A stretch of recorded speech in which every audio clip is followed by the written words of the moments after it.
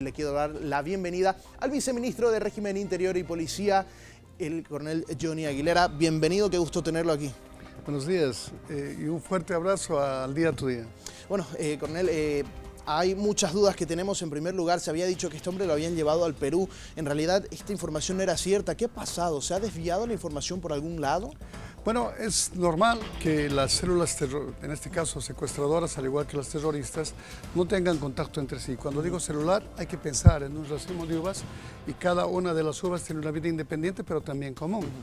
Entonces, estos sujetos efectivamente asumen que se encontraban en el Perú, y esta es la información que brindan a la policía, pues el aparente propietario de la sustancia controlada es de nacionalidad peruana. Exacto. Participaron 2 ciudadanos peruanos cuyas imágenes se encuentran en posesión de nuestra policía boliviana, y el tercer elemento es que se negociaba desde un teléfono registrado en Perú, aunque la base de la comunicación era Santa Cruz. ¿Con quién se negociaba? Cuando digo negociaba es que se habían generado información. La negociación es esta muestra de la prueba de vida.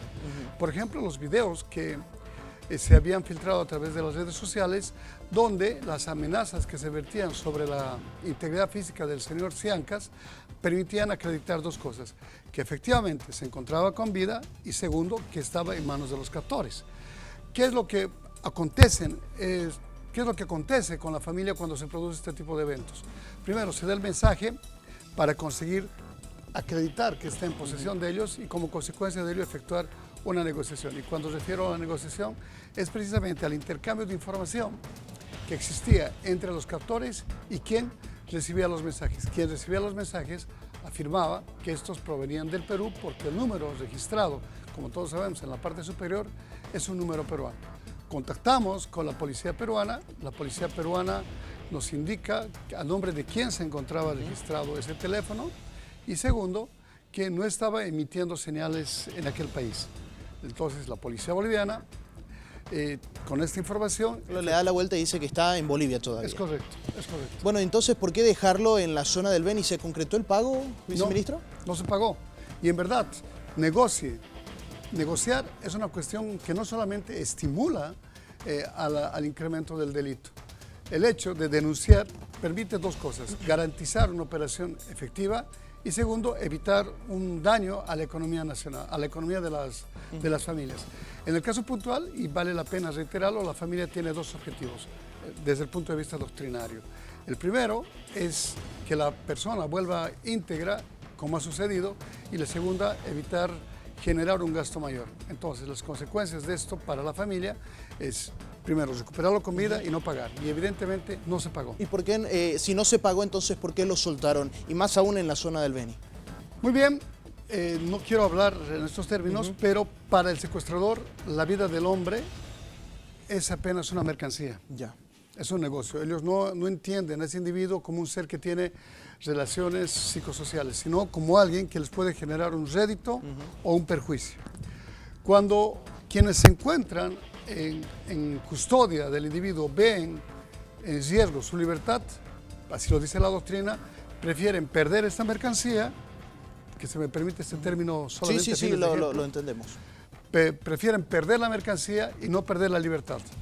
Los tenían cercados en el Beni. Claro, y seguimos trabajando allá, porque si bien no tenemos el lugar exacto de su claustro, nuestras fuerzas, que tienen 2 caracteres: primero, operativo, para efectuar una demostración de energía, y otras de carácter clandestino, que penetran e infiltran, continúan trabajando. Y estoy seguro que lograremos establecer con el transcurso del tiempo dónde ha estado sometido a claustro. Pero además, usted me preguntaba cómo es que descartamos su estadía en el Perú. Esa es una versión que manejaban los secuestradores, que materialmente habían actuado en Bolivia, la familia, en este caso quien brindó la información, y desde luego que esta tiene que ser o construida o destruida. Y se destruyó porque no se tiene reporte en cuanto a las fechas y horas de quienes lo tenían en plagio para su ingreso a aquel país. Entonces, si encontramos que las fronteras del Perú no habían recibido ninguna aeronave, la versión se fue destruyendo. Bien, viceministro, bueno, ahora que ya tenemos claro el panorama, entonces Hernán Ciancas ha sido liberado. ¿Cuál es su situación jurídica de él? Porque entendemos también que ahora se encuentra aprehendido por un caso anterior, ¿cierto? Nada que ver en este caso con el narcotráfico.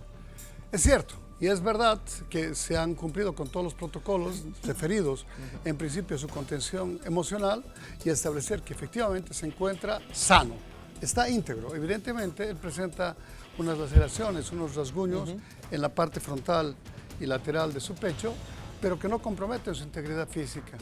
Evidentemente, el señor está sometido a un proceso penal desde el año 2018 y no por un delito leve, sino por una violación a una niña de 14 años que ha provocado que se instaure un juicio oral y público en la comunidad de Buenavista, como lo decía usted, a donde va a ser trasladado en las siguientes horas para ponerlo a disposición de la autoridad jurisdiccional. Bien, perfecto. Viceministro, queremos agradecerle por la información que nos ha dado de este tema, pero también no podemos dejar de lado otro caso que también está indagando la policía, que nos llama mucho la atención, es sobre las investigaciones al respecto de sacerdotes que habían incurrido en hechos de pederastia en el país. ¿Cuántas personas están siendo ya indagadas al respecto, viceministro? Bien, el hermano presidente ha enviado una carta al Papa haciéndole conocer de esta circunstancia que está vinculada a dos eventos fundamentales. Primero, el poder de influencia que tienen quienes se encargan de la educación, que no solamente es en el ámbito eclesial, pero como consecuencia de esa interacción que se tiene con los menores, de los sacerdotes que no son únicamente los jesuitas, si vale la pena decirlo, sino unos otros que efectivamente han estado vinculados en estas agresiones de carácter sexual. ¿Qué se tiene? Hay una lista de quienes han participado en esto y algunas órdenes que merecen atención por parte de nuestra policía boliviana, en donde se está interviniendo porque lo que estamos haciendo es reconstruir una memoria que aún permanece inalterable en las víctimas, que van a permitir no solamente recrear las circunstancias, sino también sancionar a los autores.